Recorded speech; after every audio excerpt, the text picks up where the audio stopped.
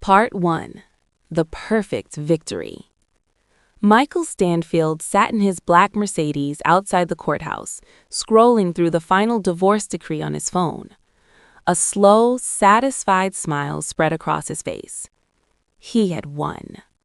The house in Greenwich? His. The beach condo in Miami? His. The Tesla, the stock portfolio, the joint savings account? All his. His wife, Elena, had walked away with nothing but her old Honda Civic, a few suitcases of clothes, and a small, locked box she had refused to open in court. Emotional attachment, her lawyer had called it. Michael had laughed. "Let her keep her little secrets," he told his attorney. "She's got nothing else." The divorce had been brutal. 3 years of marriage, 2 years of fighting. Michael had hired the most aggressive lawyers in Connecticut. He had hidden assets, delayed proceedings, and starved Elena financially until she couldn't afford to fight anymore. And it worked. Elena didn't even cry when the judge signed the papers. She just looked at Michael with those tired, dark eyes and said, "You took everything, Michael. Everything, except what matters." He shrugged. "Should have signed the postnup." That was 6 months ago. Now, Michael was living in his pristine Greenwich mansion, dating a 28-year-old fitness influencer named Tatum, and preparing to list the Miami condo for sale. Life was good. Until the doorbell rang. Part 2. The Uninvited Delivery. It was a Tuesday afternoon, raining hard. Michael was in his home office sipping bourbon and reviewing real estate documents when the security camera alerted him to a delivery truck in the driveway. No logo on the truck, no company name. The driver wore a plain gray uniform and held a single cardboard box, medium-sized, taped shut, unmarked. "Signature required," the driver said through the intercom. Michael frowned. He hadn't ordered anything.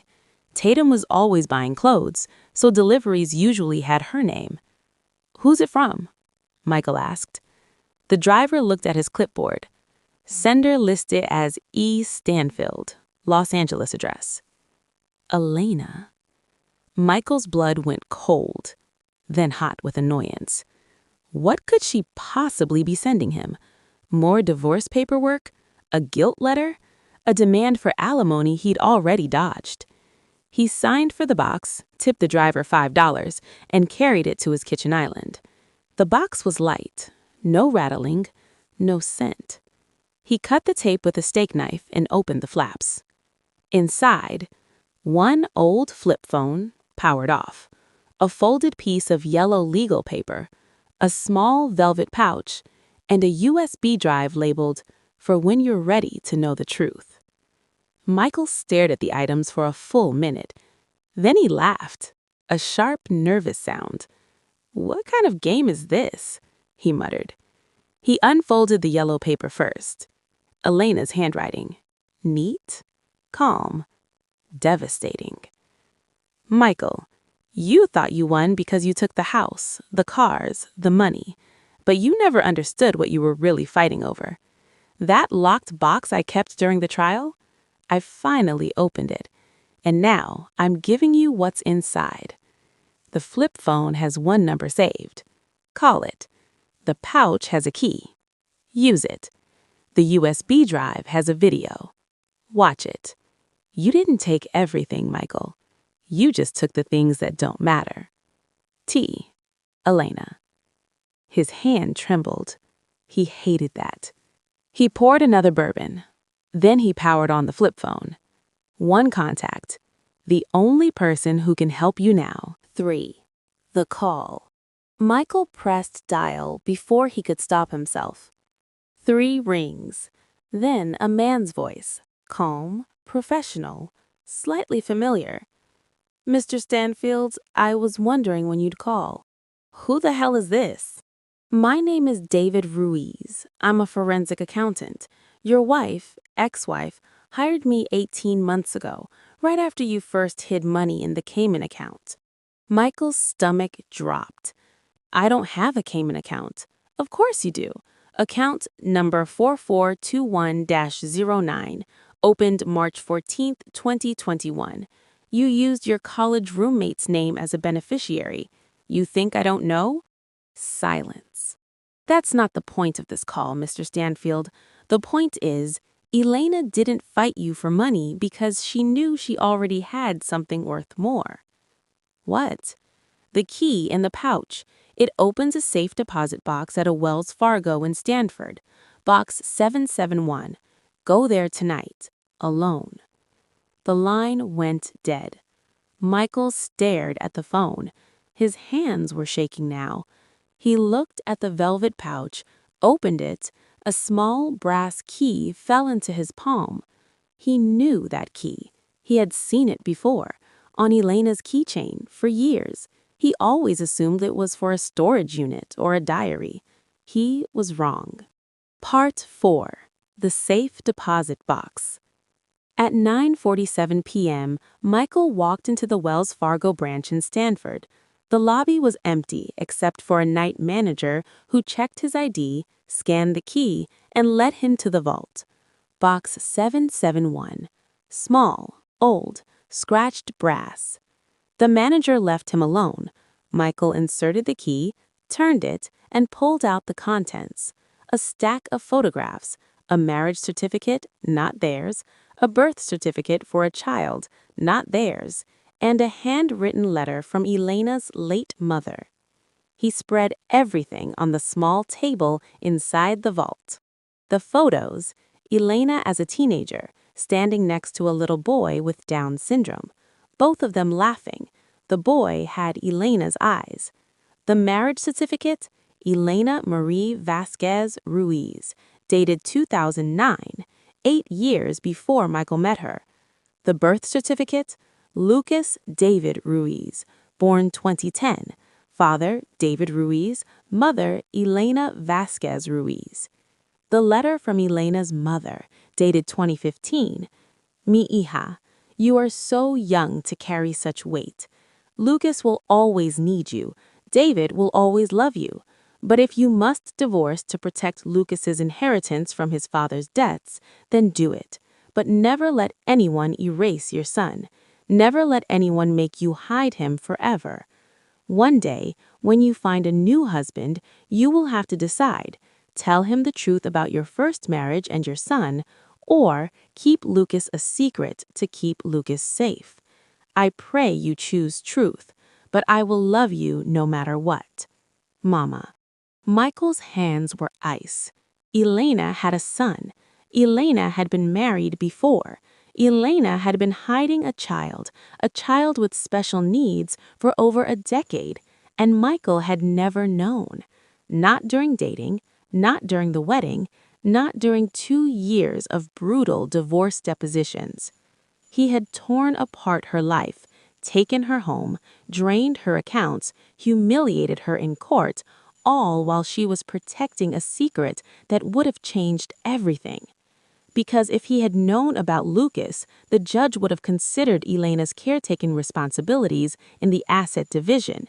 If he had known about David Ruiz's debts, he could have exposed them to ruin her credibility. If he had known about the boy, Michael could have used him as leverage for money, for custody of their dog, for anything. But Elena had hidden Lucas so perfectly that even forensic investigators missed him. She hadn't hidden him from shame, she had hidden him from Michael. Part 5. The USB drive. Michael drove home like a zombie. He locked himself in his office, plugged the USB drive into his laptop, and played the video. Elena was sitting in a sunlit living room, not the cramped apartment he had left her in, but a bright, cheerful house with toys on the floor and a Christmas tree in the corner. A boy of about 14 sat next to her on the couch. Lucas. He had Elena's eyes and a wide, trusting smile. Elena spoke softly to the camera. Michael, if you're watching this, you found the box. Good. I want you to meet my son, Lucas. He has Down syndrome. He lives with his father, David, in Los Angeles.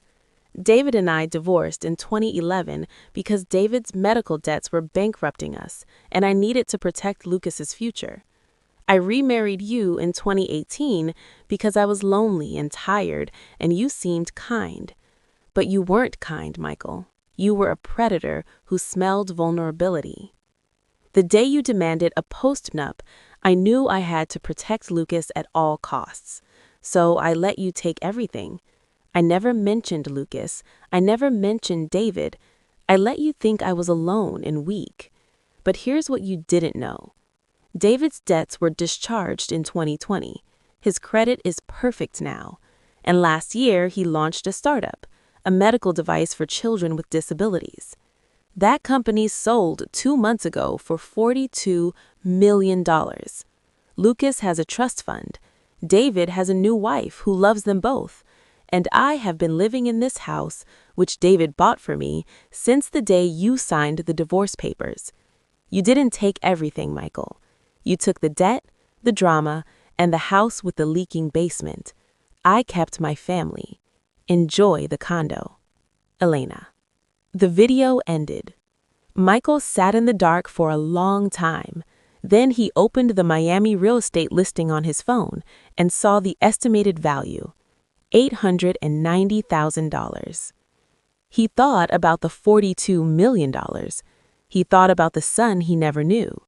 He thought about Elena's face in court, not sad, not defeated, just patient. She had let him win because winning was losing. She had given him everything because everything was nothing. And the locked box she carried into the courtroom every single day, it wasn't filled with love letters or jewelry. It was filled with the only thing that mattered, the truth about who she really was. And Michael had been too busy winning to even ask. Epilogue. 3 weeks later, Michael's lawyer called with news. Elena was filing for a retroactive modification of the divorce settlement based on fraudulent concealment of material assets. Not her assets, but Michael's hidden Cayman account, the same account he had lied about under oath. The judge ordered Michael to pay Elena $1.2 million in damages, plus legal fees. Michael sold the Miami condo. He sold the Tesla. He moved into a 1-bedroom apartment in Bridgeport. And every night, he Googled Lucas Ruiz medical device patent and stared at photos of a happy boy with Elena's eyes, a boy who would never know Michael existed. That was the real punishment. Not losing the money, not losing the house, losing the chance to ever be part of a story that mattered.